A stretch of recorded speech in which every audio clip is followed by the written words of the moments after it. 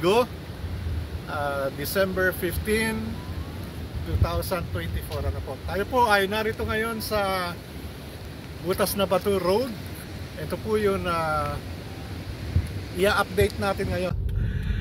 Ito ang ganda po, tingnan niyo po.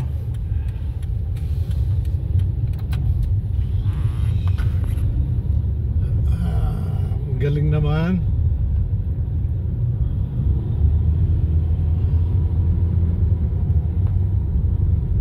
Ayan, so galing, perfect. Ito po, nadadaanan na talaga, oh.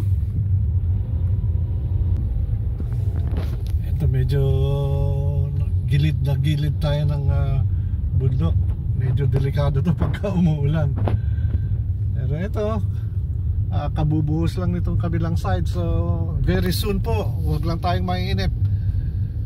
Tayo makakapag drive na ng dire-diretso magmula sa bayan ng Dingalan hanggang dun sa pinakadulo ang Barangay Umiray. Yan, ito po, oh. So malapit na to. Siguro po mga isang buwan na lang talaga ito. Approaching na po tayo ng Matawe. Dito po marami pong mga beach resort dito ngayon. At ito nga, isa to sa mga lugar na pinaglilitratuhan ng mga turista. I love Matawe. Ito po yung rock formation dito.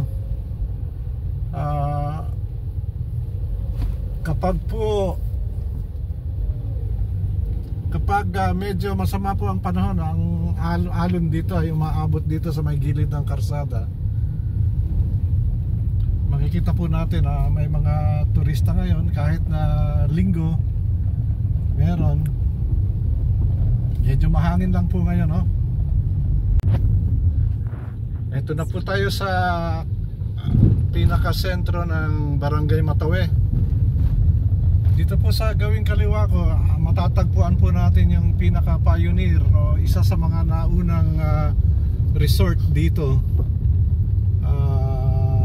Pag-aari po ni Ma'am Emily Mercado. Ito po, 428 Mercado Beach Resort. Yan. Siya po ang presidente ng aming association. Yan po yung kanyang resort. Isa po yan sa pinakamaganda dito sa Matawe. At isa po siya sa mga nauna dito nagkaroon ng resort. Ito po, maganda. Yan.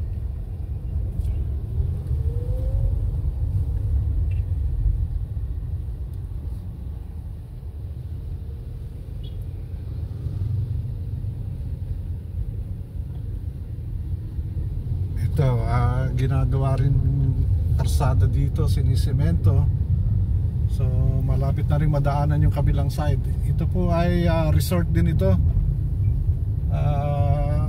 Mga for improvement yata. Mga kaibigan ko rin po yung may mga ari nitong resort na to.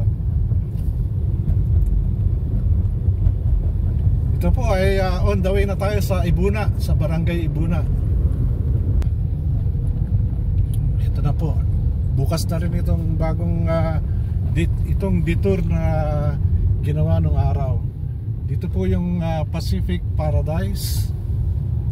Isa rin pong beach resort ito na pag-aari rin ng aking isang kaibigan. Ayun po, yan. At ito po, dire-diretso po ito dito sa pinakasentro ng Barangay Ibuna. Meron po tayong madadaanan ditong dalawang beach resort o tatlo yata, na isa naman po sa pinaka pinupuntahan ng karamihan ng mga turista. Makikita nyo po, ang ganda na ng kalsada dito, ano? Hindi kagaya nung araw na talaga pong bako-bako. Ito pong resort na to, ito yata yung Gios Resort. Yan po. At tama, Gios. Ito.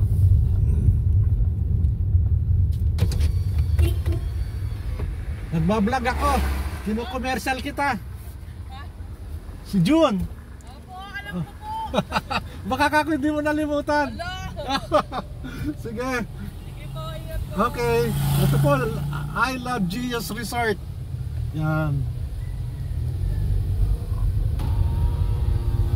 Yung susunod po dito, Pacific Bodies. Pinaka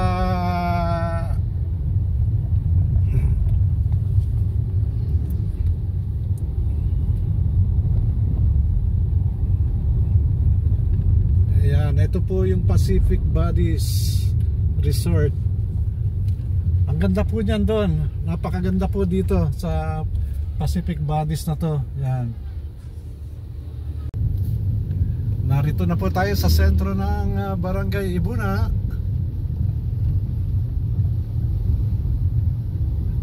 Ito naman po yung pinaka terminal ng pumupunta sa Lactas Falls, no? Na kung saan ang sinasakyan po ay traktora na may ginawang trailer na po pwedeng magsakay ng 12 hanggang 15 pasahero hanggang dun po sa Lactas Falls. Dito po sa Pagcor building na to, ito rin po yung multipurpose building ng Barangay Ibuna. Lahat po ng turista dito nagpaparehistro dito, yung pumupunta ng Lactas Falls at saka ng dito po sa bundok na yan. Marami pong falls na napupuntahan diyan. At ngayon naman po medyo masama po ang panahon dito ngayon. Medyo cloudy, overcast.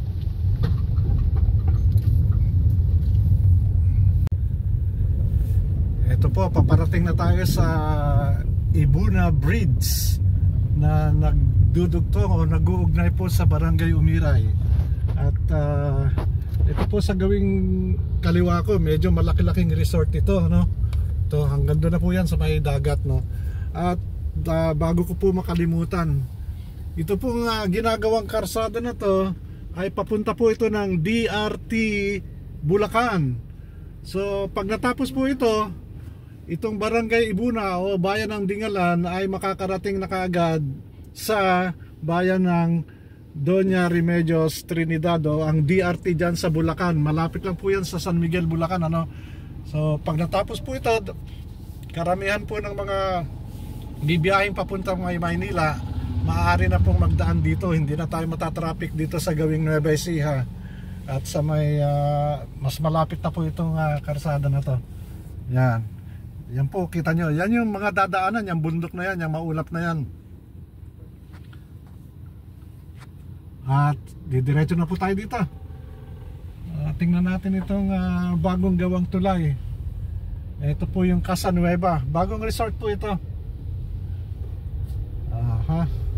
So ito po, simula na tayo sa bagong gawang tulay ng Ibuna. Ganda po, no? Ganda ng view. Dito po sa kaliwa ko ay Pacific Ocean. Medyo malalaki po yung alon, no? Medyo malalaki yung alon, no? Dito naman po sa gawing kanan, ayan, kagaya po ng sinasabi ko, part pa rin ito ng Sierra Madre Mountain. At yan pong sa likod niyan ay parte na ng Bulacan. Ito po, Ibuna Bridge.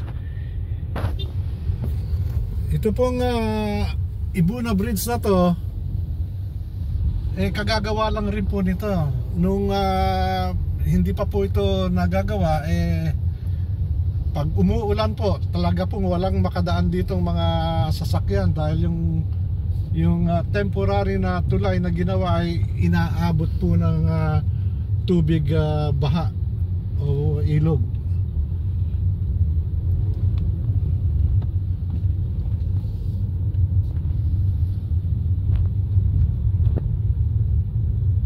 Padiretso na po tayo ng Umiray. Ito po ang daan ng Umiray, no? Hanggang sa Umiray, napakaganda po. Makikita nyo po, ayan, no? Isa lang ang makikita nyo dito palagi, bundok at saka dagat. sino pong mag-aakala na itong daan dito naging sementado at naging maunlad na barangay ang Umiray.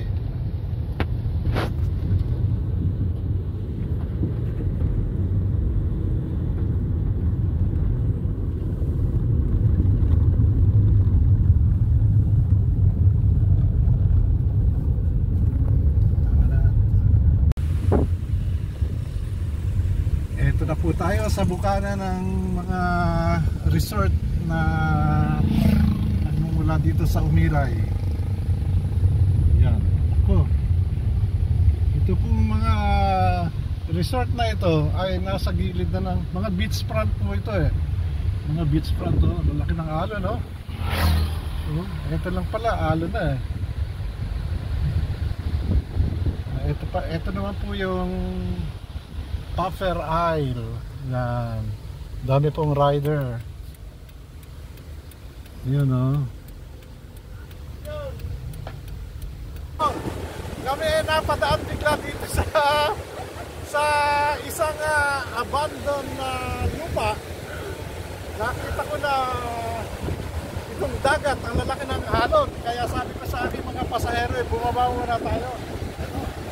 Ito po, Umiray na po ito.